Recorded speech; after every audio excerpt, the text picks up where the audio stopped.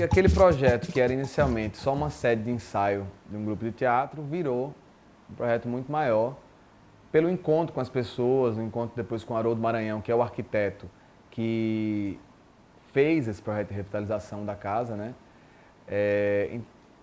E esse encontro de pessoas diferentes que queriam, eu acho que um espaço que fosse um centro cultural independente, um espaço voltado para a fruição inicialmente, né, que era o que a gente queria mesmo, era oferecer um espaço adequado para que os artistas pudessem aqui fazer suas temporadas, organizar festivais e tal. E ela foi dessa maneira organizada durante pelo menos os 5 primeiros anos que ela existiu. Mas até ela inaugurar foi uma jornada, né? A gente começou em 97 esse processo e só inaugurou em 2001. Então, a gente primeiro que a gente teve que fazer uma outra universidade, né? Foi a Universidade da Produção Cultural e do agenciamento cultural, que tá dentro de produção, mas é um outro universo, porque você tem que criar estratégias de marketing e formas de interessar o patrocinador, sem falar que nós éramos uns moleques, assim, né? Então, assim, todos universitários, todos naquela faixa dos 20 anos, sem pai rico, sem pai político, né, que pudesse abrir portas. Então a gente chegava na cara de pau nas empresas. Mas tinha umas coisas muito engraçadas, que assim, um exemplo disso é que a gente fez um vídeo, como tinha gente que fazia jornalismo e tal, né, fazia publicidade. A gente fez uns videozinhos pegando depoimento e tal, ainda VHS, né, aquela fita VHS.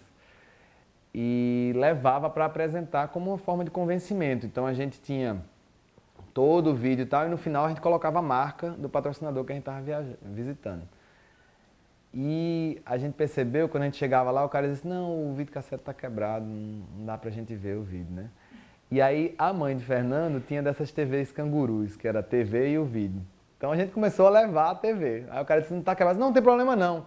Não, tomada aí. Aí botava a tomada e aí a fita e passava o vídeo na frente do cara. Porque a gente sabia do poder que tinha aquelas imagens, né? Pra o cara ver, ah não, o negócio é sério, eles estão organizados. E isso, claro, assim, pedia da gente uma dedicação absurda, né? Os últimos 2 anos eu contabilizei 12 horas diárias de trabalho não remunerado, diga-se de passagem, né? Porque a gente não tinha de onde tirar, ia ganhar com o quê?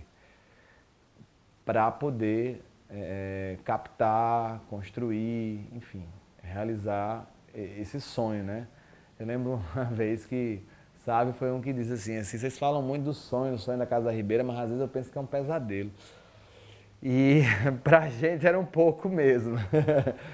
Porque a gente dormia pouco, tinha que trabalhar dobrado, quer dizer, algo motivava a gente por várias vezes, eu lembro de 3 vezes claras, em que se mostrou impossível.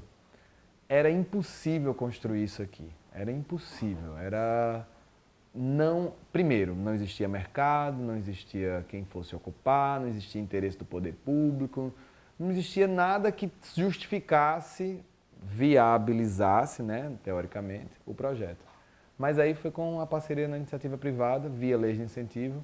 Claro que a gente não conseguiu só através da Lei Rouanet, foi quando surgiu a Lei Câmara Cascudo, que a gente conseguiu a maior parte através da lei estadual, né, Câmara Cascudo.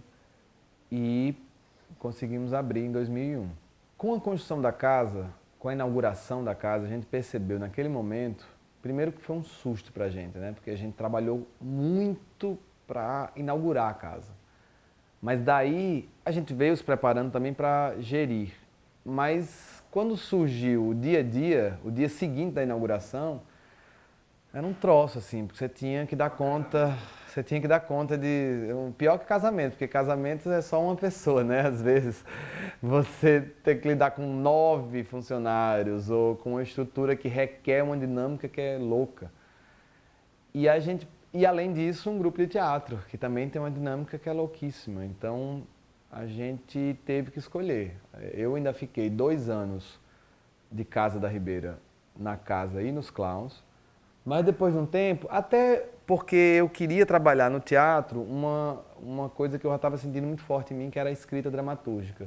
E o grupo estava muito dedicado a pesquisar Shakespeare. Então, nada contra Shakespeare, obviamente. Amo, montei muitas peças, mas queria investigar essa escrita dramatúrgica e eu sabia que lá não ia ter ainda esse espaço. A gente teve até 2 experiências, mas o grupo decidiu, não, vamos focar no Shakespeare, que eu acho que foi uma escolha acertadíssima deles. Mas aí com o peso da casa, que requeria um tempo específico, essa minha vontade de seguir para uma pesquisa de escrita dramatúrgica foi quando eu decidi sair. E aí saí meio... Quando eu saí, saíram outros 2 atores também, a gente se juntou e decidiu formar um grupo, foi o Grupo Beira de teatro, que funcionou ainda 4 anos, a gente montou o Tempo da Chuva, montou mais outros 2 experimentos.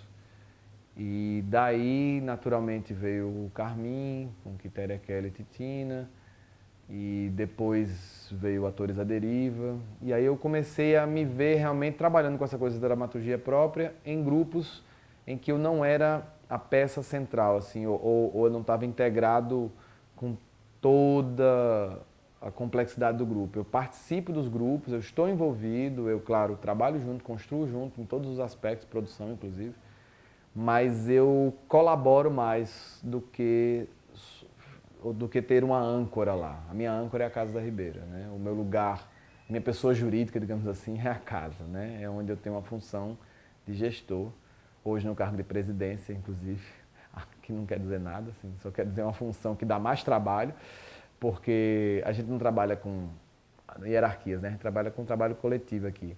Funciona muito como um grupo de teatro a casa, porque ela tem um grupo de teatro de pesquisa, né? Que tem essa visão horizontal, onde cada um tem sua função, mas a gente trabalha muito em conjunto com os outros. Mas por que a Ribeira, né? Por que escolher vir para o bairro? A gente frequentava o bairro na época. Nessa época de 97, 98, a Ribeira passava por um processo de revitalização, né? Que iniciou nas fachadas, mas que motivou, através de alguns incentivos que o próprio poder público deu, que os comerciantes abrissem aqui bares, restaurantes, boates. Então, bombava a Ribeira, né? A Ribeira, ela tinha programação de segunda a segunda. E eu lembro de, no Blackout, me perceber numa segunda-feira que era Mad Monday, com Mad Dogs, dizer assim, cara, faz uma semana que eu venho pra cá todas as noites. Né, assim, eu tenho que dar refrear esse negócio. Mas era uma coisa que fervia mesmo, a gente estava muito empolgado com o bairro.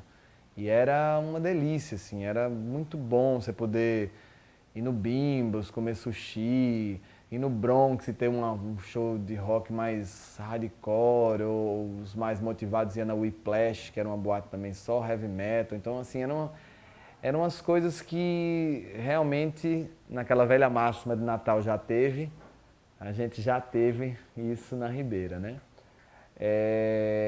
E, claro, a gente começou o processo de revitalização e de captação nesse momento em que vai-se o declínio desse processo de revitalização, né? Então, a gente, quando inaugurou em 2001, existiam outros que continuavam abertos, mas já não era aquela mesma efervescência.